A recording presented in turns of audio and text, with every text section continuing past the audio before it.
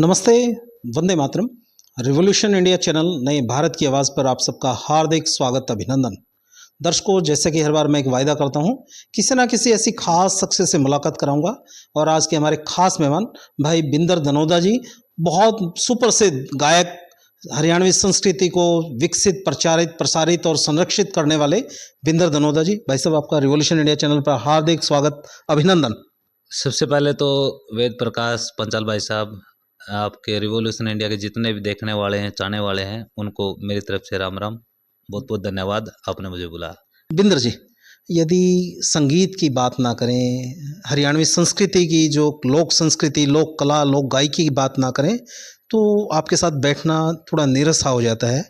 आपके दिल के करीब जो रचनाएं हैं, शायद आप लिखते भी हैं, गाते भी हैं, जो आपके दिल के करीब है जो रचनाएं, वो थोड़ा दर्शकों तक पहुंचाते चलें। जी बिंदर जी। जी भाई साहब, एक्चुअली में हरियाणा में जब वल्गैरिटी पीक पे आई थी और देवर भाभी के पवित्र रिश्ते को उस तरीके से जब डाइवर्ट करना शुरू कर दिया लोगों ने, और अपने गांव की बहन बेटियों पे जब बात चल रही थी, सभी कलाकारों को तो नहीं कहूँगा मैं, कुछ ही कलाकार थे, उसमें मेरा आगाज हुआ था रैनवी इंडस्ट्री में। और वेद प्रकाश जी, मैं आपको बता दूं, मैं स्वयंसेवक रहा हूँ आरएसएस का, तो उसका मेरी लेखनी पे भी असर रहा, मेरे कलाकारी पे भी असर रहा। तो पहले व्यक्ति ऐसे नजर आए जो स्वतंत्र रूप से खुले मंच पर ऑन कैमरा कहते हैं कि मैं स्वयंसेवक हूँ। इस प्रकार की ऊर्जा और जोश कहाँ से बिंदर जी? संगठन जो आरएसएस को जानता है अच्छी तरीके से, उनके दिल में एक ही चीज है, राष्ट्र प्रथम। तो उसमें वेद प्रकाश जी, जब आप सच्चे होते हैं ना, आप कुछ गलत नहीं कर रहे, आपके दिल में देश और धर्म होता है, तो कुछ सोचकर बोलने की आपको आवश्यकता नहीं है, जो मन में आता है आप बोल सकते हैं। और मैं बात कर रहा था उस समय, फिर मैंने गीत निकाले पति पत्नी के प्रेम के। बट ठीक, आपको प्रेम दिखाना है तो पति पत्नी का एक सात्विक प्रेम भी दिखाया जा सकता है। नहीं, इसके लिए हमें बाबी पे डोरी डालने की आवश्यकता नहीं है, गांव की किसी बहन बेटी पे डोरी डालने की आवश्यकता नहीं है। तो मेरा पहला गीत जो हिट हुआ था, हो गोरी मार दिया तेरे नखरिया ने और किमे खेत के सपरिया ने। तो वो लड़की कहती है के जी सुख था बयान तेरा, क्यों आया बांध के था सेहरा। तो लोगों ने बड़ा पसंद किया पति पत्नी के गीत का, उनकी नोक झोंक आपने दिखाई। वो गीत था नोक झोंक का। और फिर मेरा जो सुप्रसिद्ध गीत है वेद प्रकाश जी, जिसने बिंदर को बिंदर दनोदा बनाया, एक गांव के छोटे से कलाकार को, तो वो फिर मैंने सपना जी के साथ मेरा गीत आया था। हो बालका की माँ तू मेरी सजा, हो तने छेड़ू नहीं तो मर जाऊं, आजा मैं तेरे लाड लडाऊं, गोरी रे तेरे लाड लडाऊं। ये पूरा भारत, पाकिस्तान और इंडिया में तो पूरा चला ही। लगभग इसके 700 मिलियन के करीब व्यूज है, 70 करोड़। भारत की जनसंख्या 140 करोड़ है, तो 70 करोड़ व्यूज है इसके ऑर्गेनिक। और काफ़ी बाहर से, पाकिस्तान और नेपाल, बांग्लादेश से भी मेरे पास काफ़ी मैसेज और कॉल आते थे जब ये गीत रिलीज हुआ। तो शुद्ध और सात्विक प्रेम को मैंने दिखाने की कोशिश करी। उसके बाद फिर मैंने हरियाणा में एक वेब सीरीज की, आपको मैं बताऊं, वो सुप्रसिद्ध वेब सीरीज रही, और हरियाणा की सरो खाप ने उसके लिए मेरे को सम्मानित भी किया।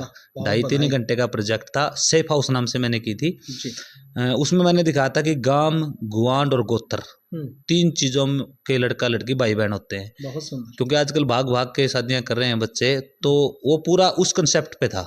मैंने वो सारा उसमें उकेरा कि ठीक है, जवानी के जो उसमें लड़के लड़कियां गलती कर देते हैं, उसके बाद उनका क्या रिजल्ट रहता है, उनके माता पिता पे क्या गुजरती है, उसके भाई बहनों पर क्या गुजरती है, हार्मोन्स पर क्या असर हाँ, वो साइंटिफिक वो भी चीजें मैंने बताई है। भाई, एक गोत्र में शादियां होती है तो उसका ये नुकसान होता है। और मेरा दोनों तरीके का मिश्रण रहा कलाकारी में वेद प्रकाश जी। मैं मनोरंजन के लिए भी गाए, वो भी एक दायरे में रह के, और समय समय पर 6 महीने 1 साल में मैंने समाज की जो कुरीतियां हैं उन पर भी डिस्कस किया, बात की। तो मेरी 4 वेब सीरीज आ चुकी हैं स्टेज ऐप पे, Chaudhar 1, Chaudhar 2, safe house 1, safe house 2। अभी एक इलीगल माइनिंग पे, जो नदियों की इलीगल माइनिंग होती है, उस पर एक मेरी मूवी आ रही है, जिसमें बॉलीवुड के कुछ आर्टिस्ट लिए हैं, जिसमें शाहबाज खान है, और एक्शन डायरेक्टर वही है उसमें, जो उसमें है, क्या नाम है, एनिमल में थे जो, और अपने पुष्पा 2 में जो एक्शन डायरेक्टर है, वो मैंने उसमें एक्शन डायरेक्टर लिए हैं। तो धीरे धीरे स्टेप बाय स्टेप इंडस्ट्री के को लेकर भी चीज़ें आगे बढ़ रही है, और मेरे व्यक्तिगत करियर को लेकर भी आगे बढ़ रही है। बिंदर दनोदा जी, उम्र आपकी बहुत थोड़ी है, लेकिन जब चर्चा आपसे करें बड़ी सारगर्भित चर्चा आपसे हो रही है। कमाल आप सामाजिक मुद्दों को लेकर चल रहे हैं। इतना किस प्रकार से, जैसे अब आपने बताया कि माइनिंग के विषय पर, जो वास्तव में समाज के विभिन्न अंगों को प्रभावित करती है वो माइनिंग, वो हर चीज़ को, पर्यावरण को भी, करप्शन का भी बहुत बड़ा है, क्राइम का भी है, पर्यावरण को भी वो उसका आघात पहुँचता है। बहुत ज्यादा। आपके रोल मॉडल कौन है जिनको सोचकर, जिनको देखकर आप इतने बड़े और इतना कुछ बड़ा मिशन आप लेके चले? मैं बार बार एक ही बात कहूँगा वेद प्रकाश जी, जब से मैं लगभग 8-9 साल का था जब मैं स्वयंसेवक बना था और शाखा में जाता था, तो देश, धर्म, समाज, महापुरुषों के बारे में बहुत कुछ सुनने को मिला, जानने को मिला। तो जब आप लगातार कंटिन्यू 15-20 साल तक किसी संगठन में, वो भी इतने जबरदस्त राष्ट्रवादी, धर्म और देश के लिए जीने वाले संगठन के साथ रहते हैं ना, तो वो विचार ऑटोमेटिक आपके पनप जाता है। और किसान पे भी लिखा मैंने, आज भाई बहन के रिश्ते पर भी लिखा, मेरी माँ के जाए रे मैं तेरे पहुंची बंधन आई। इसको थोड़ा गुनगुना दे तो बड़ा अच्छा लगेगा। हो मेरी माँ के जाए रे तेरा पहुंची बांधन आई, मेरी माँ के जाए रे तेरा राखी बांधन आई, के घर ठाक ले जूं तेरा, घर ठाक ले जूं तेरा, क्यों बीरे नाक चढ़ाई, मेरी माँ के जाए रे तेरे पहुंची बांधन आई। भाई बहन का रिश्ते। बिंदर जी, जिस प्रकार से वर्तमान में माहौल जो चल रहा है, परिवार संयुक्त से एकल परिवार हो गया। आज परिवार, जो एकल परिवार है वो भी आपस में टूट रहा है, जहाँ पति पत्नी का भी प्रेम कहीं दिखाई नहीं देता, डिस्टर्ब नजर आता है। कभी इस पर भी लिखने का मन करता है कि कैसे वो जो संयुक्त परिवारों की परंपरा है जो अब एकल में हो चुकी है और एकल से भी आगे किसी एक कदम और आगे बढ़ चली है, क्या इस पे भी कुछ लिखने का मन करता है? मैं लगभग हर उस मुद्दे को छूना चाहता हूँ जिससे समाज में बिखराव और टकराव पैदा हो चुका है वेद प्रकाश जी। अभी मेरा जो नेक्स्ट प्रोजेक्ट है, इस पे जो आपने बोला बिल्कुल नो डाउट, इस पे बहुत बड़ा काम हो सकता है, क्योंकि एक तो ये टेलीफोन है, मोबाइल है और टीवी है। मेरे हिसाब से जैसे एक ही परिवार में भी बच्चा मम्मी के पास जाके खाना नहीं लेता, वहीं से फ़ोन करता मम्मी मेरे लिए खाना लेके आना। तो बहुत चीज़ें हैं जिस पे एक, जैसे अपना खेतों में कीटनाशक है, यूरिया बहुत ज़्यादा डाला जा रहा है। मेरा पहला प्रोजेक्ट वो है, मैं आपको बताऊँ, मैं उस पर लिख रहा हूँ। धरती माता भगवान शिव को कुछ बोलती है, वो सुनाऊंगा मैं आपको। हो मैं धरती लाडो सूं तेरी, क्यों भूल गया भोलेनाथ मने, क्यों इतनी तड़पा दी बाबा के इसे कर दिए पाप मने, अब और सहा नहीं जाता तू मने मिटा देने, तीजा नेत्र खोल के भोले राख बना देने, वह सीता मुझ में समाई थी, बता मैं किस में समाऊंगी, तू ना आया जे भोले मैं रो रो के मर जाऊं। फिर आगे इसमें पूरे गाने में ये रहेगा, मेरे लाडले बेटे गामा ने खागी चिमनी सहरा की, और मेरा दम घुटता है सांस लेने में, हवा बना दी जहरा की, यूरिया कीटनाशक और बहुत चीजें हैं। सारा चीज अभी सुना दिया तो फिर मजा नहीं आएगा लोगों को। मेरा अंतिम निवेदन, जिस प्रकार से आपने सामाजिक और हर मुद्दों पर, आपने जन समस्याओं के मुद्दों पर आपने लिखा है और गाया है, वर्तमान में राजनीतिक व्यवस्था पर भी कुछ कभी लिखने का मन किया, लिखा है, गाया है? किस प्रकार के नेता जनता चाहती है, किस प्रकार से वोटिंग होती है, थोड़ा अगर उस पर आपसे चर्चा ना करें, क्योंकि आप बहुत संजीदा लेखक भी हैं और संजीदा गायक भी हैं।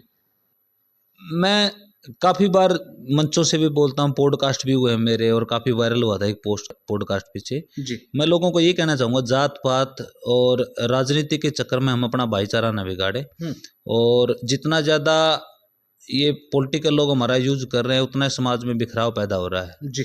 तो भाई साहब, इस पे एक गाना लिख रहा हूँ मैं, पॉलिटिक्स पे और इस पे जातिवाद पे, दोनों पे है, पर मैं 3-4 लाइनें एक गाने की गुनगुनाना चाहूँगा। जैसे आजकल समाज को, खासकर हिंदू समाज को जातियों में बांटने का प्रयास चल रहा है, तो उस पे मैंने एक चीज़ लिखी है।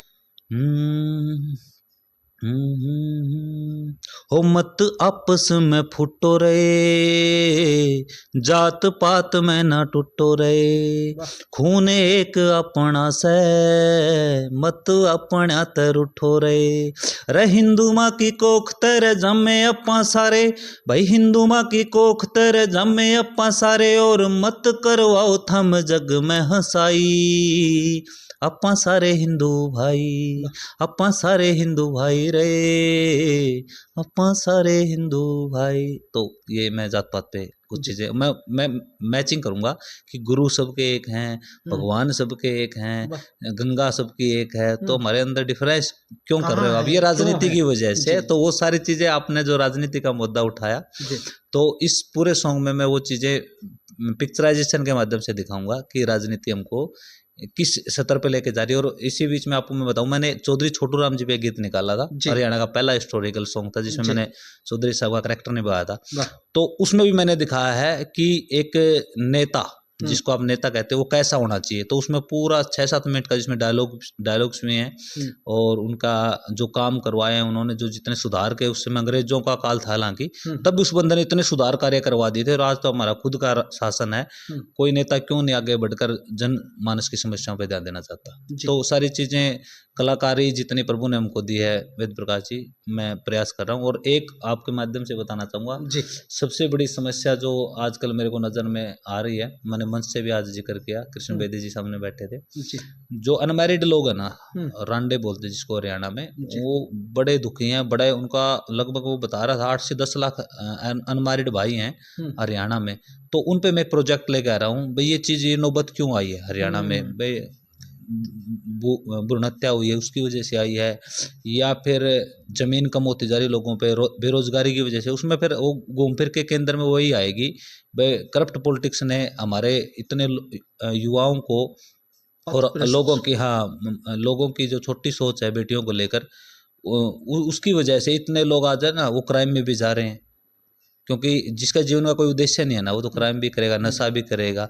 तो काफ़ी चीज़ें, उस पर एक मेरी मूवी आ रही है, तो बहुत जल्द इस मुद्दे पर भी, उसमें जिसमें पॉलिटिक्स भी मैं शामिल करूंगा और लोगों की मानसिकता भी शामिल करूंगा, तो दोनों चीज़ें मैं शामिल करके एक मूवी लेके आ रहा हूँ चीज़ों पे। मेरा अंतिम निवेदन है, बिंदर दनोदा की जो यात्रा है, अभी तक की जो जर्नी है, बड़ी युवा अवस्था में आप हैं, बहुत लंबा कालखंड आपका बचा है अपने जीवन का, जिसमें आप बहुत नई ऊंचाइयां परिभाषित करेंगे, परिलक्षित करेंगे।